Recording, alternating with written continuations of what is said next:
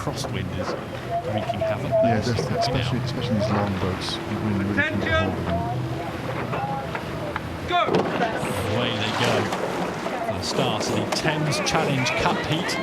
London Rowing Club on the Berkshire station and Molesey Boat Club B on the Buck station to the right of your picture. Let's keep an eye on the steering. A few incidents this morning of boats getting too close together at this point in the race, but London Rowing Club, you can see there, all very neat, trying to set as fast and early pace, trying to dart off the start line.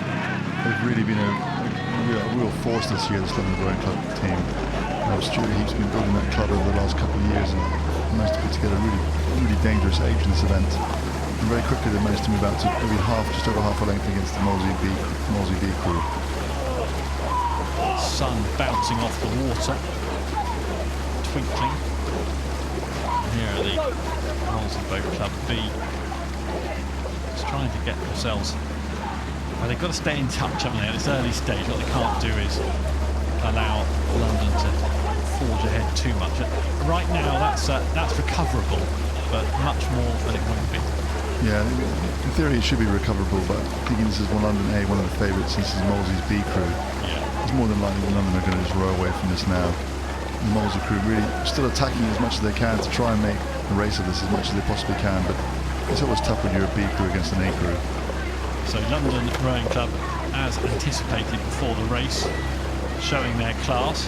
You never know what might happen though. We see the odd clattering of the boom or catching a crab or any incident that might allow Molesey back into the race. Yeah, we did see a few of those yesterday. A lot of crews under pressure were struggling a little bit.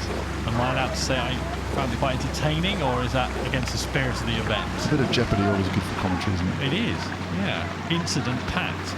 So here's the London crew. Really effective blade work by this crew. And even here, they're still attacking this. It's not like they've already backed off. They're still really attacking this. They've obviously decided they're going to one of the markers to put in a good effort. And then I guess at that point they'll throttle back a bit and cruise in. Edward Thomas in the stroke seat. Rosie Margolis in the cock seat there. And the London boat. Looks very well organised. They're good for their high billing, aren't they? From talking them up, and that's why. Yeah, I mean, they were very quick at Molesey Regatta 2 weeks ago. They were putting in a very good result. Only beaten by Brooks University. Otherwise, they beat everybody else by quite a long way. Yeah. Second at that Molesey Regatta in the eights. So quite a big distance now as they come down sort of a third of the way down the course. Here's the Molesey boat. See in the cock seat Emily Jardine, Christian Utley in the stroke seat. Emily Jardine's had 4 previous Henley Royal Regattas, the cocks. So they're very experienced. This is quite a young crew. The guys in their early 20s mostly, one teenager. This will be like the basis of the Molesey A crew for the next couple of years as well. Yeah, so the experience they're gaining from this will be paid dividends in the years to come.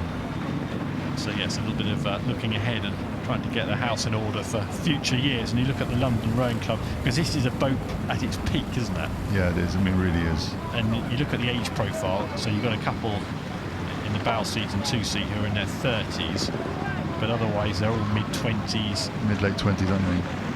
Matthew Reeder, 9 previous Henley Royal Regattas in the 2 seat, 33 years old.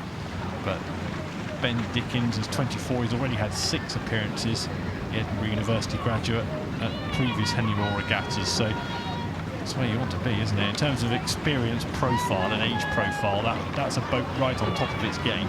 Yeah, it really is, and it also shows how hard it is to win these club events. These guys are in that sort of age group. They've rowed school and probably university as well.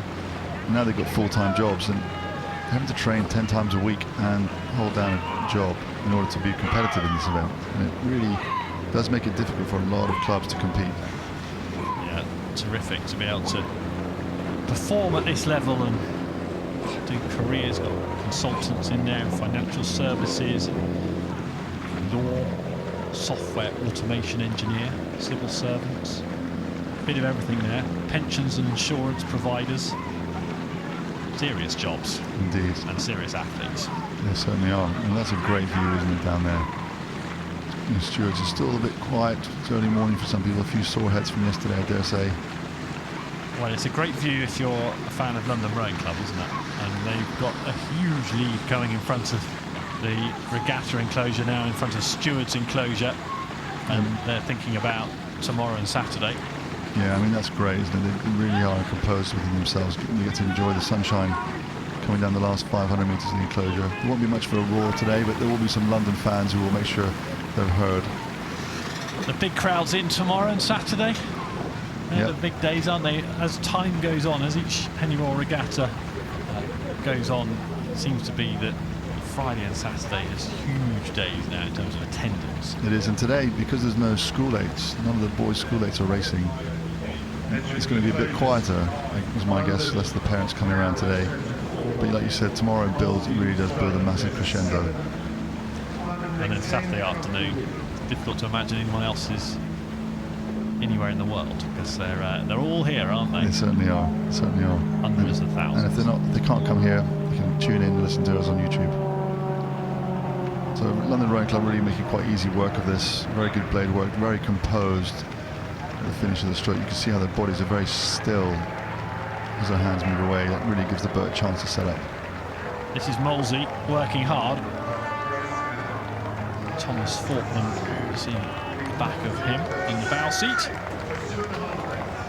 22 years old. They'll be savouring the experience. As you say, Adrian, no doubt they'll be back in years to come, probably in the A boat, some of them. Yeah, that's what these clubs do. They develop guys and bring them up through the club into their A crews. So, the Thames Challenge Cup in front of Stewards, and over the finish line, London Rowing Club go, true to form, true to expectation. Classy performance, London Rowing Club in the Thames Challenge Cup, beating Molesey Boat Club B. They'll be back in years to come and be grateful of that experience, I'm sure.